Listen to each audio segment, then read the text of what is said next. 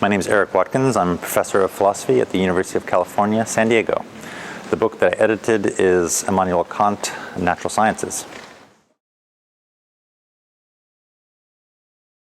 This is a book of translations of Kant's texts. So one of the main challenges was finding translators who were both competent in German and English and also have knowledge of the technical material that involved in the various natural sciences that are being covered. And it's not just sort of being capable of technical materials, but 18th century science, which is a completely different beast from what we have today.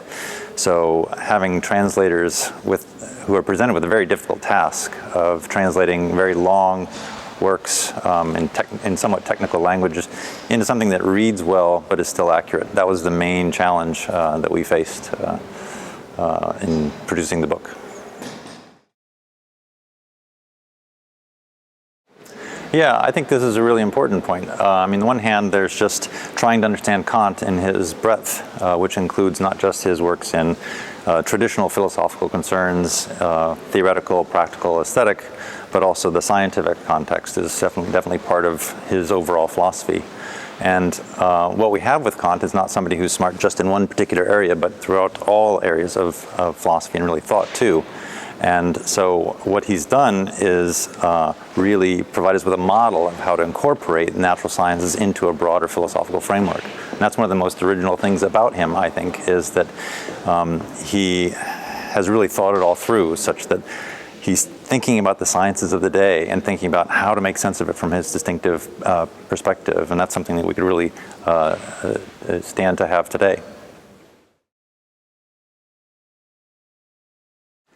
Wow, that's a hard one because he's done so much. There are a lot of great options. I do think that it might be this very systematic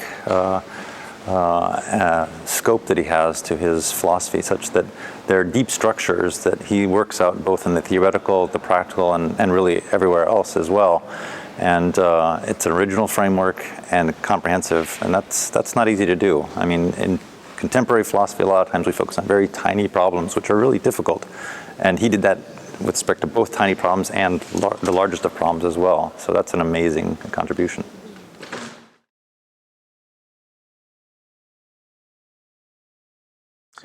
Well, I think that the natural sciences volume is really important because many of these works haven't ever been translated into English.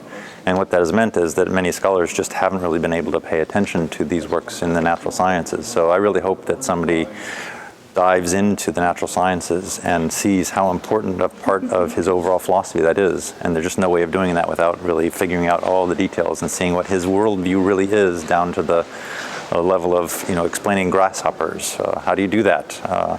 And so being able to do that and explain how that fits into his overall philosophical conception, that would be a great book to write. It might be more than one book, though. It might be several.